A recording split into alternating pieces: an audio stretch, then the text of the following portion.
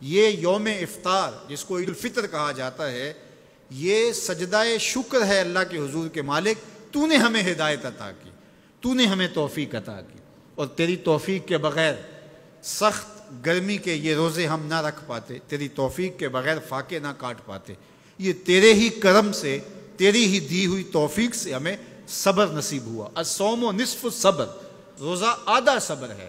تو جس نے توفیق دی، اب اسی کا شکریہ ادا کرنے کے لیے ہم کھلے میدان میں، ہم مرکز میں، ہم مسجد میں، ہم مختلف جگہوں پہ جمع ہوتے ہیں اور جمع ہو کے اس بات کا اعلان کرتے ہیں، مالک میری توفیق بھی تیرے کرم کا صدقہ، یہ قدم اٹھتے نہیں اٹھائے جاتے ہیں۔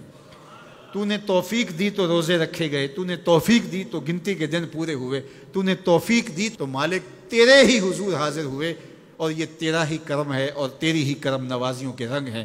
حضرت معاذ بن جبل رضی اللہ تعالیٰ عنہ فرماتے ہیں کہ ایک دن حضور نے میرا ہاتھ پکڑا اور ہاتھ پکڑ کے فرمایا، اے معاذ واللہ انی لأحبک، اللہ کی قسم میں تجھ سے پیار کرتا ہوں۔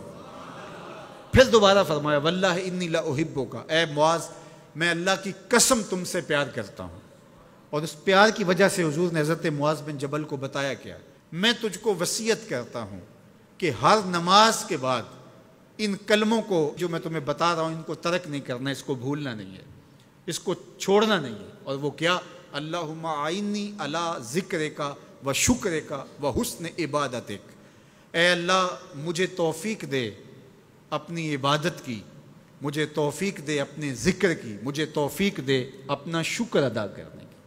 تو اللہ کا شکر ادا کرنے کی اس سے توفیق مانگی، مالک نعمت بھی تو دے اور اس نعمت پر شکرانے کی توفیق بھی تو عطا کر۔ اور اللہ فرماتے ہیں میری دی ہوئی نعمت پر میرا جب تم شکر ادا کرو گے میری دی ہوئی توفیق کے ساتھ، تو میں تم سے عہد کرتا ہوں لئن شکرتم لازیدنکم، میں تمہیں اور زیادہ عطا کروں گا۔ اللہ اکبر! شکریہ سے نعمت میں اضافہ ہوتا ہے، نعمت میں برکت ہوتی ہے۔ ایک دوسرے مقام پہ کتنی خوبصورت بات ارشاد کی، ما یفعل اللہ بعذابکم ان شکرتم و آمنتم، اللہ فرماتا ہے کہ وہ تمہیں عذاب دے کے کیا کرے گا اگر تم شکریہ ادا کرو اور ایمان لاؤ۔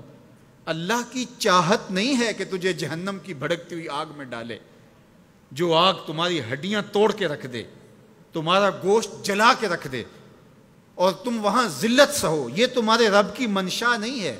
وہ یہ چاہتا ہے کہ تمہیں جنت کی بہاریں نصیب فرمائے۔ یہ تمہارا عمل ہے کہ تم عذابوں کو خرید رہے ہو، تم عذابوں میں چھلانگے لگا رہے ہو۔ اس کی مرضی کیا ہے، اس کی رضا کیا ہے کہ تم شکر ادا کرو اور اس پر ایمان لاؤ، تو وہ تمہارے گناہ بھی معاف کر دے، تمہارے درجے بھی بلند فرما دے۔ بلکہ ایک دوسرے موقع پہ اللہ تعالیٰ نے قرآن مجید میں ارشاد فرمایا کہ تم جہنم کے گھڑے میں گرنے والے تھے، ایک جنبش پا کی دیر تھی کہ تم ایندھن بن جاتے۔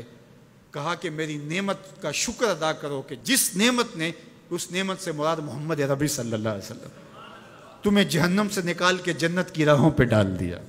تو ہمارا رب ہمیں بخشنا چاہتا ہے، ہمارا رب ہماری مغفرت کرنا چاہتا ہے، ہمارے گناہوں کو معاف کرنا چاہتا ہے۔ رحمت رب بہانہ می جویت، اس کی رحمتیں بہانہ تلاش کرتی ہیں، اور بندوں کو بخشنا اسے بڑا پسند ہے۔ تو وہ کتنا کریم ہے، کتنا کریم ہے، کتنا کرم فرمانے والا ہے، کتنا رحیم ہے بندوں پر۔